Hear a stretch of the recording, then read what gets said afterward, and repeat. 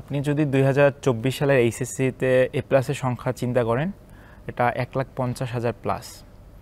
সকল public varsity মিলিয়ে including BUET, CUET, RUET, medical, Dhaka বিশ্ববিদ্যালয় সহ সকল স্বনামধন্য প্রতিষ্ঠানে সকল কিছু মিলিয়ে সর্বোচ্চ সিট হয়েছে 15 থেকে 20,000। আমি এই দায়ভারটা যেমন গার্ডিয়ানকে দিতে চাই, তেমন বাংলাদেশের শিক্ষা ব্যবস্থাকে দিতে চাই।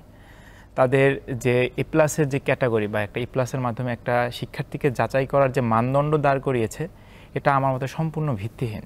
যেটা ভালো লাগে না পড়াশোনা করতে, যেটার প্রতি আসলে ওই দিকে যাওয়া লাভ নাই, নিজের প্যাশন ফলো করা উচিত, আমি এটাই বলবো। আর ক্যারিয়ার অপরচুনিটিস, বাবা মা যেটা নিয়ে চিন্তা করে ডাক্তার বা ইঞ্জিনিয়ার হতে হবে, ব্যাপারটা ওইটা না। আর সব জায়গায় ক্যারিয়ার অপরচুনিটিস আছে, তো বাবা মাকে জাস্ট গিয়ে চেঞ্জ হতে হবে, ওনাদের মাইন্ডসেটটা চেঞ্জ করতে হবে, ওনাদের বুঝতে হবে। আমি এসএসসি পরীক্ষায় দিয়েছি, যে সবাই ভাবছিল যে আমি প্লাস পাই নাই, এসএসসিতেও পাই নাই, কিন্তু আমার বাবা আমাকে কিছুই বলে নাই, বলছে যে এগুলা কিছুই না, জীবনের একটা পথ, তুমি সামনে বিশ্ববিদ্যালয় আছে, বিশ্ববিদ্যালয় ভালো করবে, তোমার এই রেজাল্ট কোনো ম্যাটার করবে না, তুমি অবশ্যই সামনে ভালো কিছু করতে পারবে, কারণ তোমার মধ্যে সেই অ্যাবিলিটি আছে যে ভালো কিছু করার। সেই অনুপ্রেরণায় আমি।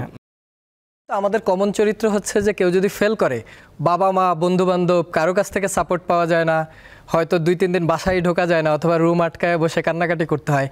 সেইখানে বাবা মা তোমাকে কোনো কিছু বলেই না এবং সাপোর্টিভলি বলছে যে তুমি পরবর্তীতে ভালো করবা, এবং সেটা তো ধরো আজকের প্রমাণ যে ঢাকা বিশ্ববিদ্যালয়ের খ ইউনিটে মেধা তালিকায় তুমি 36। জানি, এটা তো খুবই ইন্টারেস্টিং, এটা যে কারোর জন্য অনুপ্রেরণা হইতে পারে আর কি। আর অপুর একটা গল্প, আমরা যখন স্টুডিওতে আসার আগে কথা বলছিলাম, বা অপুর বন্ধু আফফান বলছিল যে তোমার এই ক্যারিয়ারে ম্যাট্রিক ইন্টার কোথাও এ প্লাস নাই, তো এইটা কি তোমাকে কখনো ভুগিয়েছে কিনা?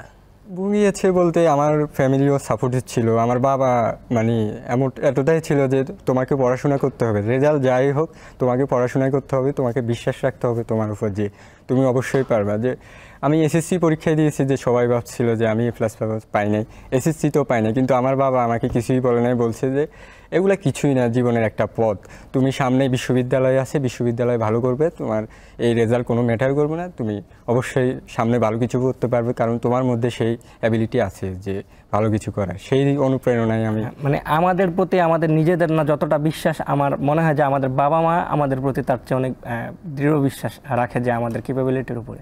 বাহ, আফফানের মতামত কি? ধরো এই যে এ প্লাস যে সংস্কৃতি, হ্যাঁ, কিছু কিছু যে আমরা ভাইরাল ক্লিপস পাই না, কি আই এম এ প্লাস বা আই গট এ প্লাস, না পেলে আমার জীবন বৃথা হয়ে যাবে, তো এই যে ট্যাবু, এটা তো অনকাইন্ড একটা ট্যাবু রেজাল্টের ক্ষেত্রে, ছেলেপেলেদের ক্ষেত্রে। আফফানের মতামত কি, যে এই ট্যাবু থাকা উচিত কিনা? আপনি যদি 2024 সালের এইচএসসিতে এ প্লাসের সংখ্যা চিন্তা করেন, এটা 1,50,000 প্লাস। সকল পাবলিক ভার্সিটি মিলিয়ে ইনক্লুডিং বুয়েট, চুয়েট, রুয়েট, মেডিকেল, ঢাকা বিশ্ববিদ্যালয় সহ সকল স্বনামধন্য প্রতিষ্ঠানে সকল কিছু মিলিয়ে সর্বোচ্চ সিট হয়েছে 15 থেকে 20,000। আমি এই দায়ভারটা যেমন গার্ডিয়ানকে দিতে চাই, তেমন বাংলাদেশের শিক্ষা ব্যবস্থাকে দিতে চাই। তাদের যে এ প্লাসের যে ক্যাটাগরি বা একটা এ প্লাসের মাধ্যমে একটা শিক্ষার্থীকে যাচাই করার যে মানদণ্ড দাঁড় করিয়েছে, এটা আমার মতে সম্পূর্ণ ভিত্তিহীন।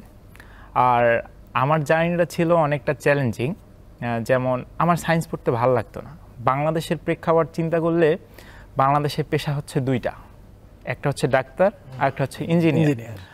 আমি অনেকটা মুক্ত মনা, আমার উপরে কোনো কিছু চাপিয়ে দিলে আমি এটাকে নিতে পারি না। আমার লাইফ আমি হচ্ছে র্যাশনালি ডিসিশন নিব, and I have the confident যে আমি নিজেকে চিনি। সক্রেটিসের একটা কথা আমি সবসময় আমার টেবিলেও লেখা, নো থাই সেলফ। সো ডাক্তার, ইঞ্জিনিয়ারিং পেশাটা আমি কখনো চিন্তাই করি না ছোটোবেলা যে আমি ডক্টর হব, ইঞ্জিনিয়ার হব। ছোটো সময় যখন লিখতো যে ইয়োর এইম ইন লাইফ, আমি কখনো ডাক্তার, ইঞ্জিনিয়ার লিখতাম না। হয়তো কখনো লিখতাম ক্রিকেটার লেখা বসে থাকতাম, লিখতে পারতাম না ছোটো যখন। এসএসসি পর্যন্ত সায়েন্সেই ছিলাম। এই এসএসসি পর্যন্ত হচ্ছে 5-এ জেএসসিতে বলেন, এসএসসিতে গোল্ডেন এ প্লাস পেয়েছি, বাট এই সম্পূর্ণ ক্রেডিট আমার আম্মুর, আমার কোনো ক্রেডিট নাই। আমাকে মাইরা ধইরা পড়াইছে, এর জন্য আম্মু তোমাকে থ্যাংক ইউ। এবং এইচএসসির পর চিন্তা করলাম না, সায়েন্সে অনেক লেখাপড়া, আর আমি এটা ভালো লাগে না, আমি যেটা এনজয় করি আমি সেটা করবো। এনজয় না করতে পারলে তো হয় না। আমার অনেক ফ্রেন্ড দেখছি, ওদের হচ্ছে বাবা মার চাপে পড়ে করছে। আপনি দেখেন এইচএসসি পর্যন্ত যারা সায়েন্স পড়ছে, আই অ্যাপ্রিসিয়েট দেম, যাদের ক্যাপাবিলিটি আছে ইয়োর চয়েস। বাট যারা ফ্যামিলির চাপে পড়ে করে, এদের আসলে খুবই কষ্টের মধ্যে যেতে হয়। আমি যতদূর দেখলাম, অ্যাডমিশন পিরিয়ড অলমোস্ট শেষ হয়ে যাচ্ছে, অনেকে ডিপ্রেশনে ভুগে লাস্ট মোমেন্টে এসে হচ্ছে বি ইউনিটে সুইচ করে। সো আমি ফ্যামিলির সাথে যুদ্ধ করে হচ্ছে আমি ইন্টারে আর্টস নিয়েছি এবং মোটামুটি লেখাপড়া করছি, আলহামদুলিল্লাহ আমি স্যাটিসফাইড।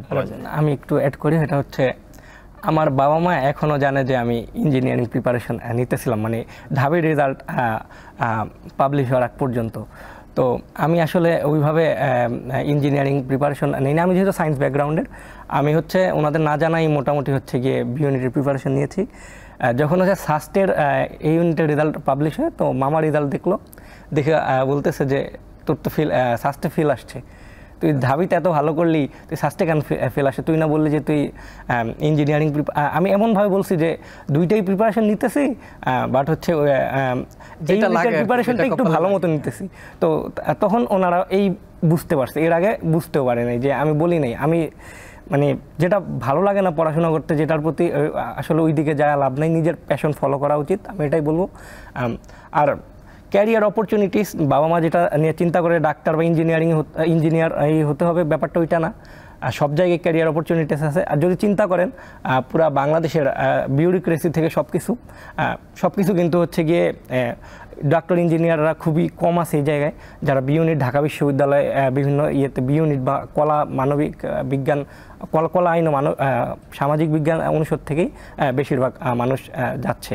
তো এখানে যে অপরচুনিটিস আছে, তো বাবা মাকে জাস্ট হচ্ছে গিয়ে চেঞ্জ হতে হবে, ওনাদের মাইন্ডসেটটা চেঞ্জ করতে হবে, ওনাদের বুঝতে হবে। এখন এটাও হইতে পারে, এখন 3 বন্ধুর তো ধরো রেজাল্টের ক্রম অনুসার 3 রকম হয়েছে, একই সাবজেক্টে পড়ার সুযোগ থাকবে না, আবার এরকম হতে পারে একই বিশ্ববিদ্যালয়ে নাও পড়তে পারো, তোমার হয়তো অন্য জায়গায় মেধা তালিকায় ভালো আসলো, সেখানে চলে যেতে পারে। আমরা তো এতক্ষণ ইউনিভার্সিটির চান্স পাওয়া, ভাইরাল ভিডিও, এই বিষয়গুলো নিয়ে আলোচনা করলাম। এবার একটু অন্য দিকে যেতে চাই, সেটা হচ্ছে তোমার পছন্দের কালার কি? কালো। কালো। আর বাকি বন্ধুদের? আমারও কালো। কালো। 2 বন্ধু আমারও কালো। আমার মা এত বিরক্ত যে কালো কিছু যদি কিনে আনি তাইলে উনি মানে বলে যে এটা পুড়ে ফেল, মানে এত সবই কালো। আমার কেন আমার শার্ট পাঞ্জাবি, আমার গেঞ্জি সবকিছু কালো। সব তার মানে 3 জনেরই কি মানে একই কালার পছন্দ? কালো কোইন্সিডেন্ট বলা যায়। এটা কোইন্সিডেন্ট, একদমই কোইন্সিডেন্ট আর কি। এরকম 3 জনের কি আর কোনো একক বিষয় আছে যে পছন্দ নিজেদের? তাহলে কিন্তু ভবিষ্যতে গন্ডগোল আছে। জানি না। আচ্ছা, এই জাবেদ বা অপুর পার্সোনালিটির জায়গা থেকে কাকে পছন্দ? ব্যক্তি, পার্সোনালিটি, এরকম কোনো একক ব্যক্তি আছে যার আদর্শকে নিজের জীবনে কাজে লাগাই বা মনে হয়? আমার আদর্শ বলতে আমার বড় ভাই আছে, নাম জামশেদ আলী দীপু, আমি তাকেই অনুসরণ করি। আর আমার বাবা আছে, আমার কাকা আছে, আমার পরিবারের সদস্যদের অনুসরণ করি, তাদের মতো হওয়ার চেষ্টা করি, ভালো ভদ্র। বাহ, এটা পরিবারের। আফান? আমার আদর্শ আমার বাবা। বাবা সবসময় অন্যায়ের বিরুদ্ধে আপোষহীন। আমার বাবা আপনাদের মতোই গণমাধ্যম কর্মী, বাংলাদেশের একটা স্বনামধন্য পত্রিকার উপজেলা প্রতিনিধি। আমি আমার আব্বুকে কখনো দেখি নাই অন্যায়ের সাথে আপোষ করতে। সেই দিক থেকে আমার আব্বু আমার অনুপ্রেরণা সর্বদাই। আমি চেষ্টা করি আমি আব্বুর মতো হওয়ার জন্য। যখন মানুষ বলে তোমার বাবা অনেক ভালো মানুষ, তখন আসলেই গর্বে বুকটা ভরে যায়। এবং আমি ছোট থেকে চেষ্টা করছি যে আমি আমার বাবার মান সম্মানটা হচ্ছে আরও পুরো নিয়ে যাব যদি সুযোগ আসে, এবং আমি সবসময় বাবার মতো হওয়ার চেষ্টা করি। এবং পরিবারের বাহিরে? পরিবারের বাহিরে যদি বলা যায়, ক্রীড়া জগতের কথা বলা যায়, সাকিব আল হাসান। আমি ব্যক্তি সাকিব আল হাসান না, আমি হচ্ছে ক্রীড়াবিদ সাকিব আল হাসানের কথা বলতেছি। তার যে হচ্ছে হার না মানার দৃঢ় মানসিকতা, যেহেতু আপনি হচ্ছে ক্রীড়া সাংবাদিক, আপনার সাথে এই বিষয়ে পরে আড্ডা হবে অনেক বিশদ। আমি তার ছোটোবেলা থেকে অনেক বড় ভক্ত ছিলাম। আমি দেখেছি যে সে বিভিন্ন কন্ট্রোভার্সিতে জড়ালেও বাট মাঠে গিয়ে খেলে দিত, তখন সবার মুখ চুপ হয়ে যেত। আমি হচ্ছে এমনভাবে নিজের জীবনটাকে হচ্ছে নিয়ে যেতে চাচ্ছি যে কে কী বললো I don't care, I know myself, এবং আমি আমার কাজটা করে যাব। বাহ। মইনের ক্ষেত্রে আইডল? কোনো ব্যক্তি আইডল? ধরো বাবা মা পরিবার তো সবারই এর বাহিরে যদি আমরা যেহেতু হযরত মুহাম্মদ সাল্লাল্লাহু আলাইহি ওয়াসাল্লামের উম্মত, তো উনি আমাদের সবচেয়ে বড় আইডল। তারপরে এছাড়া যদি বলি তাহলে হচ্ছে গিয়ে আমি মিডল ইস্ট ওয়ার যুদ্ধ নিয়ে খুবই ইন্টারেস্টেড। আমি আগে থেকে ভিডিও দেখি।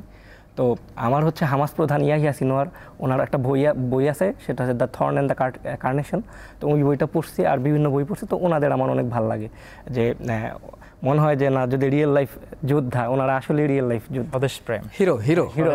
হ্যাঁ, ওনাদের মতো স্বদেশপ্রেমে যাতে আমরা অনুপ্রাণিত হতে পারি, যে আসলে সামনে কোনো হোপ নাই, জিরো হোপ, যে ওনারা এত বড় একটা শক্তির সাথে যুদ্ধ করছেন, তারপরে হচ্ছে যুদ্ধ চালিয়ে যাইতেছেন।